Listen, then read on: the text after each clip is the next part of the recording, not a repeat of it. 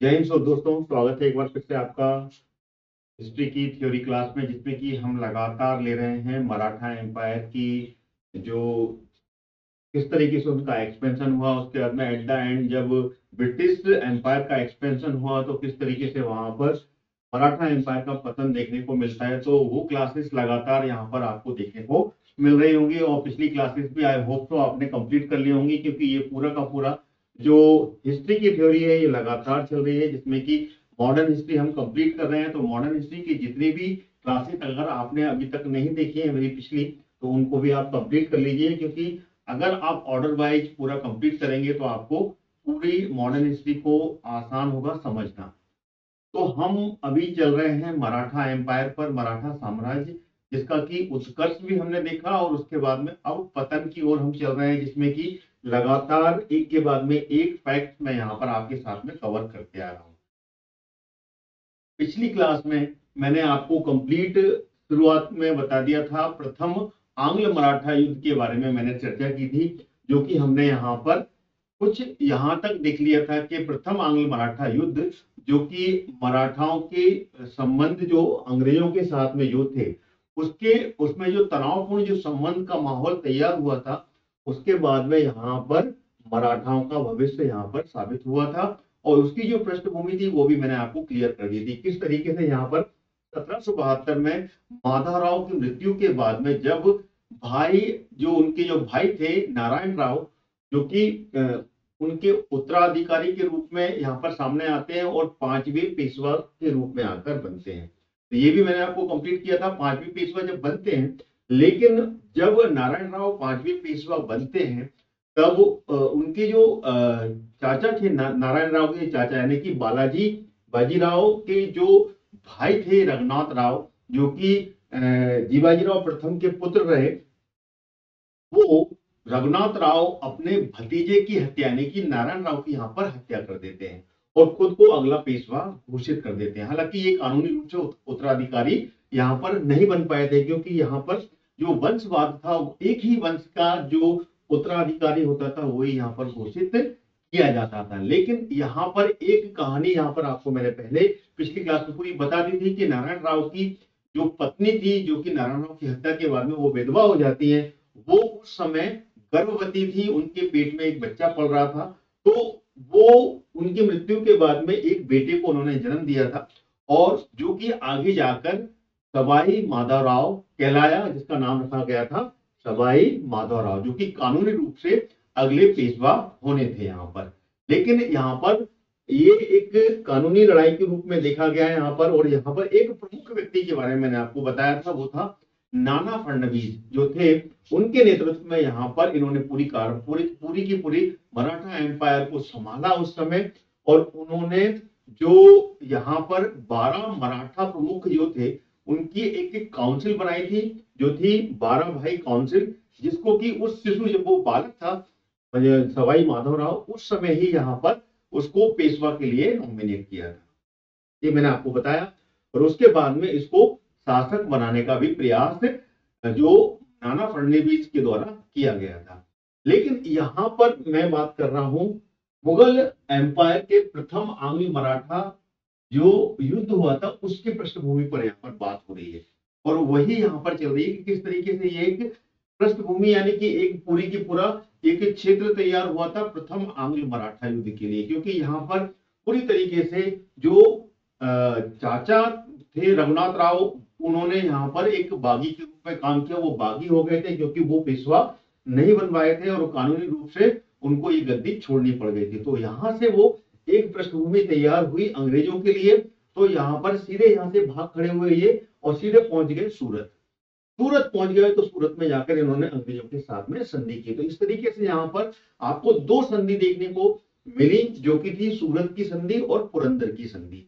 तो यहाँ पर ये दोनों संधियां प्रमुख मायने रखती हैं, जो कि 1775 और 1776 में ये दो संधि आपको देखने को मिलती है। पहली संधि सूरत की संधि, जो कि रघुनाथ राव और अंग्रेजों के साथ में हुई थी, और दूसरी संधि जो हुई थी पुरंदर की संधि, जो कि पेशवा के साथ में यहाँ पर देखने को मिलती है, तो जो 1776 में यानी कि एक वर्ष के बाद में होती है।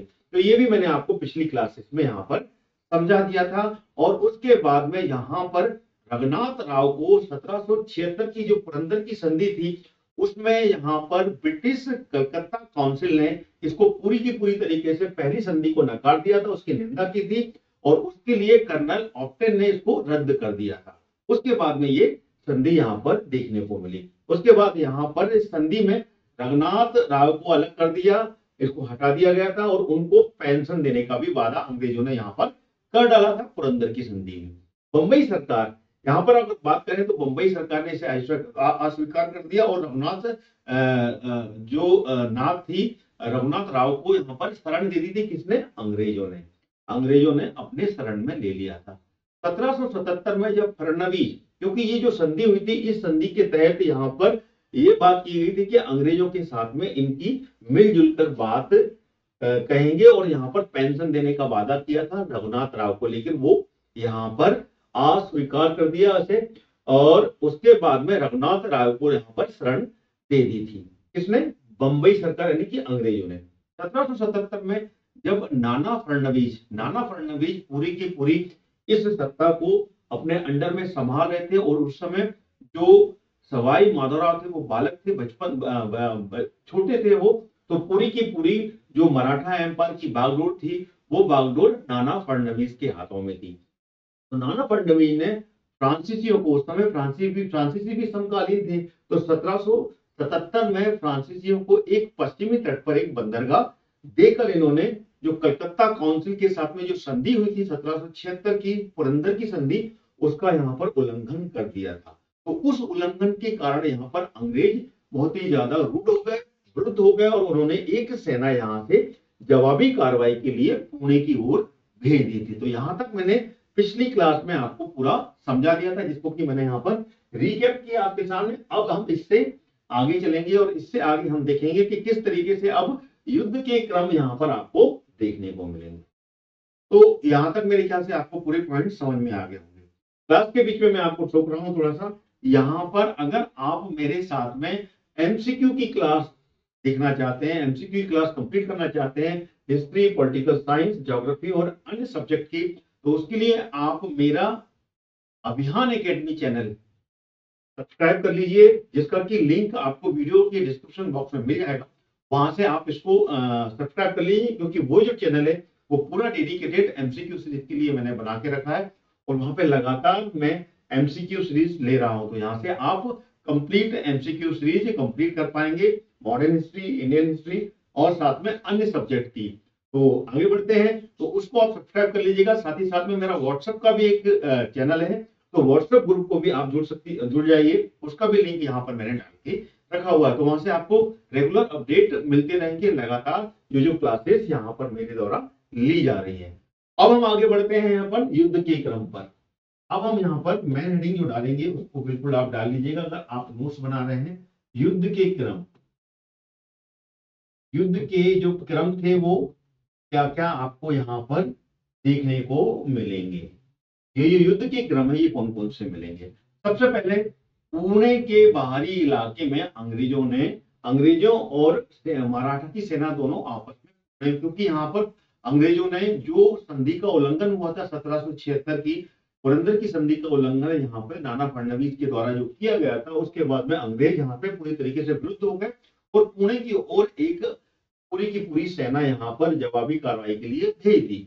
जब भेज दी तो वहां से मराठाओं की भी सेना एक दूसरे के सामने सामने मिली। हालांकि मराठा सेना जो थी में अंग्रेजों की तुलना में अधिक सैनिक थे, यानी कि यहाँ पर बात की जाए तो मराठाओं के पास में अंग्रेजों की तुलना में अधिक सैनिक थे, लेकिन बाद में मतलब बाद वाले के पास में बेहतर, यानी कि जो अंग्रेजों के पास थे उनके पास में जो असला बारूद था, जो गोला बारूद था, जो तोपें थी, वो बहुत ही बेहतर ढंग की थी।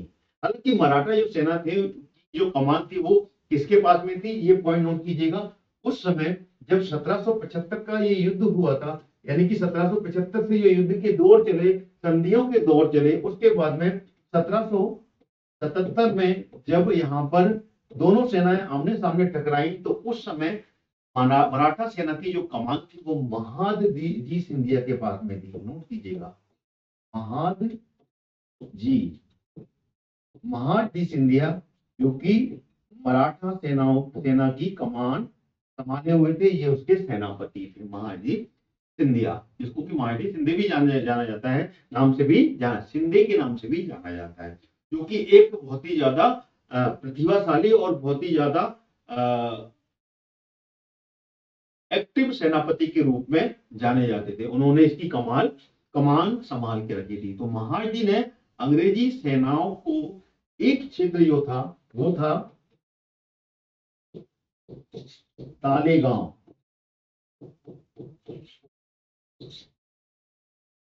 तालेगांव में जाकर उनके पास में कुछ घाट थे, कुछ पहाड़ी दर्रे थे, वहां पे जाकर उन्होंने उनमें फंसाया और तभी दूसरी तरफ से यहाँ पर अंग्रेजों को भी इस तरीके से फंसाकर यहाँ पर हमला कर दिया और उस हमले में अंग्रेजों की जो आपूर्ति थी, जो कि असले बारूद थे, उस पर हमला किया था। और हमला करने पर यहाँ पर मराठाओं के साथ में एक प्रकार से बहुत ही ज्यादा उसका प्रभाव पड़ा और उससे यहाँ पर मराठा की जो झुलसी हुई एक नीति का यहाँ पर उपयोग किया, जिस नीति का नाम था पृथ्वी नीति।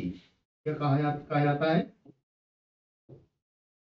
पृथ्वी नीति मराठाओं ने यहाँ पर लेकर आए और उसका उपयोग किया था। पृथ्वी नीति का उपयोग किया, कृषि भूमि को यहाँ पर जला दिया, यानी कि जो कृषि का क्षेत्र था जहां से कि वो अंग्रेजों की सेना आगे बढ़ रही थी, ठीक है ना, वहां पर पूरी की पूरी कृषि भूमि में आग लगा दी थी मराठाओं ने।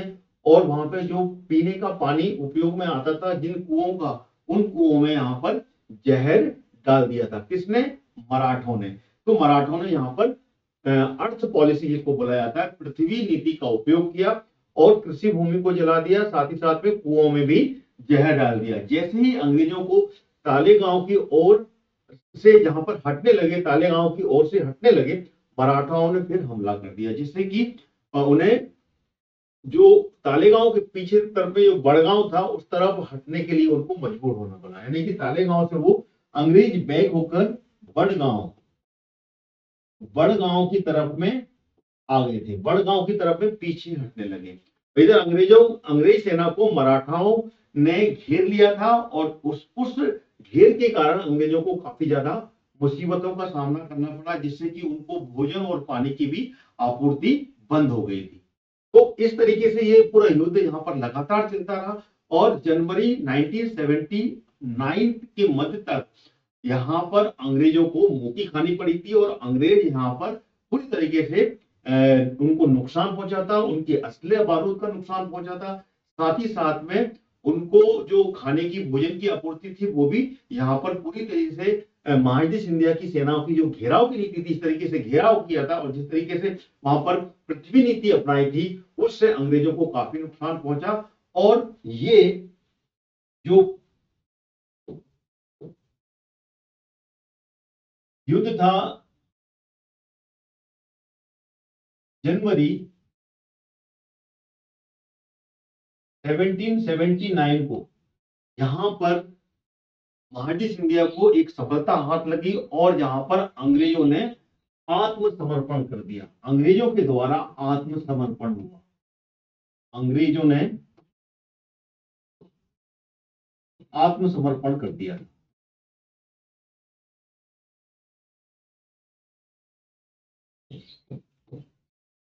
अंग्रेजों ने यहाँ पर आत्मसमर्पण किया जनवरी 79 के मध्य तक।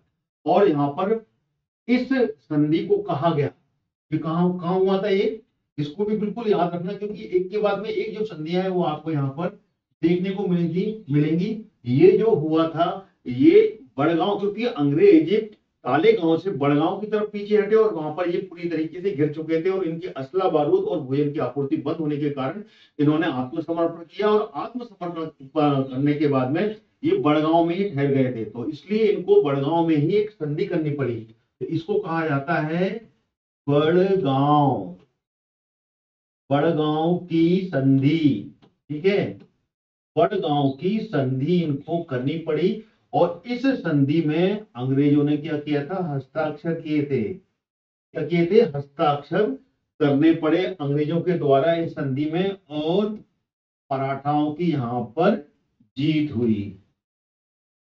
इस युद्ध में में मराठाओं को एक जीत हासिल हुई, जिसमें कि बॉम्बे सरकार को 1775 के बाद अंग्रेजों के द्वारा जो हासिल की गए सभी क्षेत्र को छोड़ने को मजबूर होने पड़ा, यानी कि मराठाओं को यहाँ पर प्रथम आंग्ल मराठा में छोटी सी यहाँ पर एक पूरी सफलता यहाँ पर मिली थी। पहले युद्ध में 1775 में बड़गांव की संधि में यहाँ पर बॉम्बे सरकार को एक पूरा क्षेत्र, जो कि 1775 के बाद में जिस जिस क्षेत्र पे इन्होंने अपने कब्जे जमा लिए थे, अपना क्षेत्र में बना लिया था, आगे बढ़ गए थे, वो पूरे क्षेत्र छोड़ने को मजबूर होना पड़ा था। ये क्लियर हो गया? तो ये थी बड़गांव की संधि, जो कि 1779 में 1779 में यहाँ पर देखने को मिलती है, जिसमें कि महाराजा सिंधिया को यहाँ पर पूरी सफलता मिलती है। अब चलते हैं एक संधि के पास में और चर्चा कर लेते हैं, जो संधि है सालबाई की संधि।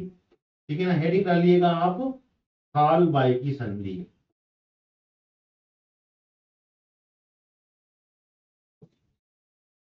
सालबाई की संधि या सालबाई, ट्रीटी ऑफ सालबाई। सालबाई की जो संधि है, ये संधि 1782 में होती है। ठीक है, कब होती है ये? 1782 ईस्वी की संधि कहलाती है ये।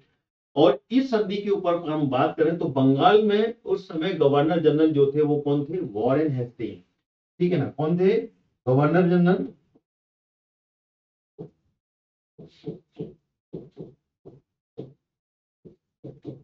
Warren Hasting.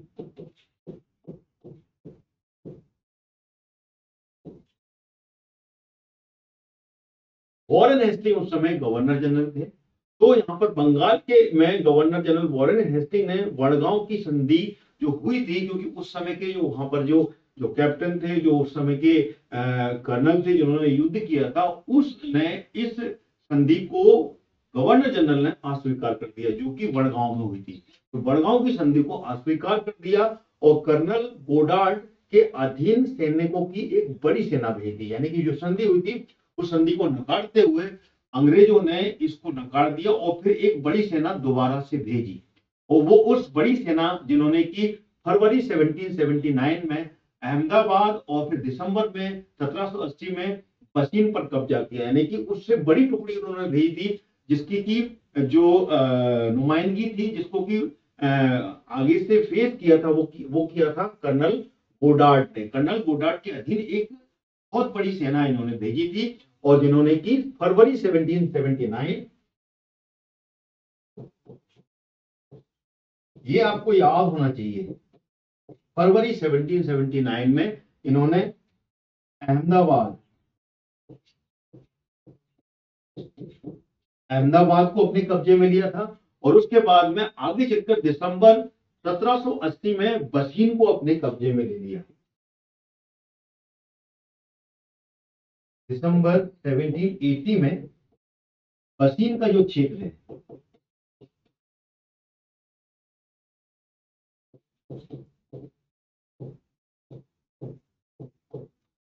बसीन को अपने कब्जे में ले लिया था। तो ये जो संधि थी, जो कि वडगांव की संधि थी, वो एक छोटी सी सफलता मिली थी, लेकिन उस सफलता को आगे जाकर 1782 में यहाँ पर एक मुक्की खानी पड़ी। उसके बाद में ये संधि होती है, यानी कि उसी बीच में वडगांव की संधि को अस्वीकार किया और उसके बाद में 1779 में यहाँ पर वॉरेन हेस्टिंग ने एक बड़ी सेना भेजी, जो कि कर्नल गोडार्ड के अधीन थी, और उसने यहाँ पर मराठाओं के साथ में फिर से युद्ध किया और उसमें फरवरी 1779 में अहमदाबाद और दिसंबर 1780 में बसीन को अपने कब्जे में ले लिया था।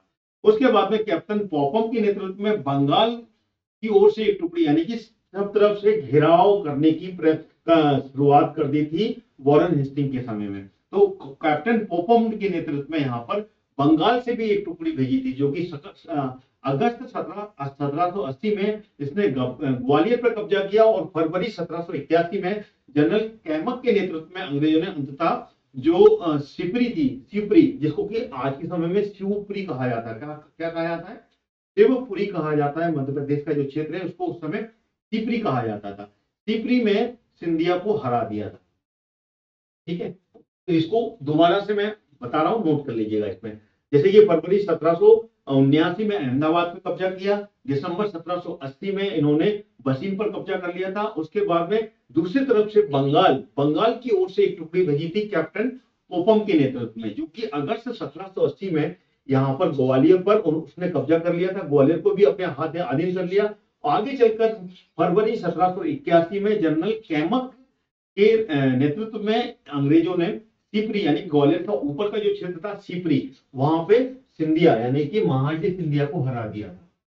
तब 1781 में 1781 में ये हुआ था फरवरी में चुनाव। फरवरी में जो एक मुठभेड़ हुई, उस मुठभेड़ में महाजी सिंधिया को बहुत बुरी तरीके से हार मिलती है, जो कि कहां पर सिपरी बोलते हैं। और वैसे इसका आज का जो नाम है वो है शिवपुरी,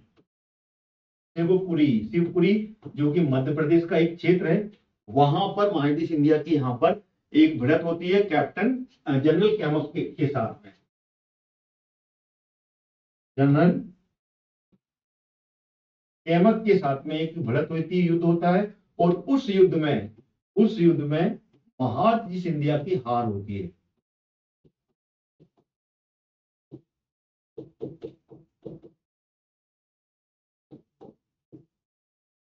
महाजी सिंधिया यहाँ पर क्या होते हैं, हार जाते हैं, इनकी हार हो जाती है यहाँ पर। और यहाँ पर जनरल कैमक ने 1781 में महाजी सिंधिया और उसकी पूरी सेना को यहाँ पर पछाड़ देते हैं, हरा देते हैं। तो सिंधिया व पेशवा और अंग्रेजों के बीच में एक नई संधि का प्रस्ताव आता है यहाँ पर। उसी संधि को कहा जाता है सालबाई की संधि, जो कि मई 1782 में सालबाई की संधि के नाम से जानी जाती है। इसको आप इस तरीके से बिल्कुल याद कर लीजिएगा कि किस तरीके से ये पूरी की पूरी जो यहाँ पर पूरा क्रमबद्ध युद्ध चला और एक के बाद में एक क्षेत्र पर बड़ी सेनाओं के साथ में अंग्रेजों ने जो धावा बोला था, अब यहाँ पर अटैक किया था, उस अटैक का यहाँ पर रिजल्ट जो निकला था, उस रिजल्ट में 1782 में आखिरी जो संधि होती है जिसमें कि हस्ताक्षर किए गए थे, वो थी सालबाई की संधि 1782 की। 1782 ईस्वी की ये संधि जो कहलाई थी सालबाई की संधि, जो कि बड़गांव की संधि को नकारते हुए यहाँ पर युद्ध किया। और उस युद्ध के बाद में ये एक नई संधि होती है, जो कि सिंधिया ने पेशवा और अंग्रेजों के बीच, यानी कि सिंधिया ने पेशवा की तरफ से यहाँ पर ये संधि की थी और अंग्रेजों के साथ में एक नई संधि का प्रस्ताव रखा, जो कि 1782 में मई में, नोट कीजिएगा, महीना भी याद रखना चाहिएगा, मई 1782 में सालबाई की संधि हुई थी और उस संधि पर हस्ताक्षर किए गए थे। जून 1782 में यहाँ पर हेस्टिंग के द्वारा ये हस्ताक्षर हुए और फरवरी 1783 में इसको फडणवीस के द्वारा इसकी पुष्टि की गई थी। यानी कि यहाँ पर फडणवीस का भी प्रमुख रोल था, क्योंकि फडणवीस जी जो थे वो पेशवा की तरफ से रिप्रेजेंट कर रहे थे। तो इसकी पुष्टि जो हुई थी वो बाद में हुई थी, वो हुई थी फरवरी में। फरवरी 1783 में पेशवा के जो रिप्रेजेंटेटिव थे फडणवीस, नाना फडणवीस ने इसकी पुष्टि की और उसको सालबाई संधि कहा गया। तो सालबाई संधि में यहाँ पर कुछ प्रमुख शर्तें अंग्रेजों के द्वारा रखी गई थी, ठीक है, जिसमें कि सालसेट को अंग्रेजों पर कब्जा बना रहना चाहिए। यानी कि जो सालसेट क्षेत्र था यहाँ पे कि अंग्रेजों ने कब्जा कर लिया था, सालसेट अंग्रेजों के हाथ में आ गया। और पुरंदर की संधि जो कि 1776 के बाद से जो जीते गए क्षेत्र थे, 1776 के बाद के जो जीते हुए क्षेत्र थे, जिसमें कि बसीन भी शामिल था और जो कि मराठाओं को वापस किया जाना था, तो वो भी क्षेत्र जो था, वो क्षेत्र भी यहाँ पर इस रोल में प्ले होता है। यानी कि गुजरात में जो बात की जाए तो फतेह सिंह गायकवाड़ को उस क्षेत्र पर कब्जा रहना चाहिए, जो कि युद्ध से पहले उनके पास में था। यानी कि गुजरात में जो गायकवाड़ थे उन गायकवाड़ों को वापस देना होगा, ठीक है ना, ये था उसमें। और उन्होंने पहले से ही पेशवा की जो सेवा करनी चाहिए वो जारी रहेगी, यानी कि वो गायकवाड़ के हाथ में चली जाएगी, ये बात यहाँ पर रखी थी। दूसरी, अंग्रेजों को रघुनाथ राव को कोई और सहायता नहीं देनी चाहिए और पेशवा को उन्हें भरण पोषण का भत्ता देना चाहिए, ये एक शर्त थी। अंग्रेजों को पहले की तरह से व्यापार के विशेष अधिकार का आनंद लेना चाहिए, ये एक शर्तें थी। यानी कि पहले से ही वहां पे उनका जो क्षेत्र था, जिस क्षेत्र में उन्होंने ये जीत हासिल की थी, तो वहां पे अंग्रेजों ने यहाँ पर विशेष अधिकार लिया था व्यापार करने का, वो भी यहाँ पर चला।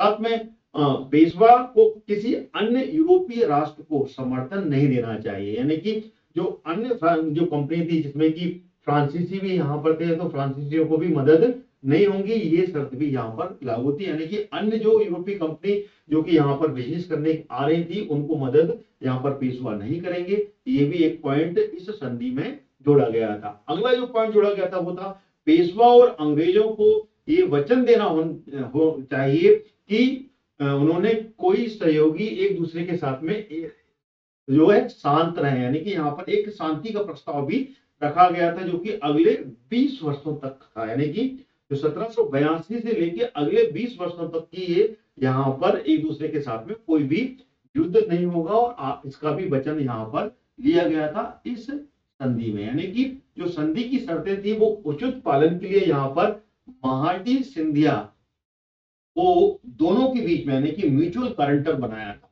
पेशवा और अंग्रेजों के बीच में जो म्यूचुअल जो गारंटर थे, वो गारंटर महाटी सिंधिया को यहाँ पर एक गारंटी के रूप में रखा गया था, और उन्होंने आश्वस्त किया था कि जब तक अगला युद्ध नहीं हो जाता, नहीं अगले युद्ध के बीच की जो शांति थी वो लगभग 20 वर्ष की तय की गई थी। तो 1882 से लेके आपने देखा होगा 1802 तक कोई भी ऐसा युद्ध नहीं हुआ था, पूरी शांति से यहाँ पर आपको मराठा एम्पायर को देखने को मिलेगा, मराठा और अंग्रेजों के बीच में। तो अगला दूसरा आंग्ल मराठा युद्ध हुआ था वो 1803 में आपको देखने को मिलता है। तो ये प्रथम आंग्ल मराठा युद्ध की पूरी पृष्ठभूमि आपको यहाँ पर मालूम पड़ गई होगी। तो ये पूरे फैक्ट्स जो कि मैंने आपको प्रथम आंग्ल मराठा के बारे में बताए, ये एक के बाद में एक पूरे पॉइंट्स आपको याद कर लेना चाहिए, क्योंकि सारे पॉइंट्स मैंने यहाँ पर क्लियर कर लिए हैं। तो इस क्लास को मैं यही वाइंड अप करता हूं, जिसमें कि प्रथम आंग्ल मराठा मैंने कंप्लीट कर लिया है।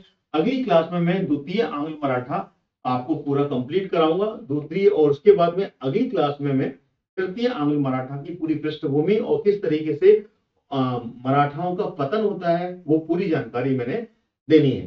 तो क्लास को आप शेयर जरूर कीजिएगा, अगर आपको क्लास पसंद आई लाइक जरूर कीजिएगा, साथ में आप सब्सक्राइब कर लीजिएगा। और जैसे कि मैंने आपको क्लास के बीच में बताया था कि एमसीक्यू सीरीज के लिए आपको अभियान एकेडमी जो चैनल है उसको सब्सक्राइब कर लेना है ऑल नोटिफिकेशन के साथ में, जिससे कि आप लगातार वहां से एमसीक्यू सीरीज कंप्लीट कर पाए, और मेरे इस चैनल से आप थ्योरी कंप्लीट कर पाएंगे समस्त सब्जेक्ट की, हिस्ट्री, ज्योग्राफी, पॉलिटिकल साइंस और अन्य जुड़े हुए subject. Thank you so much watching my this video till and.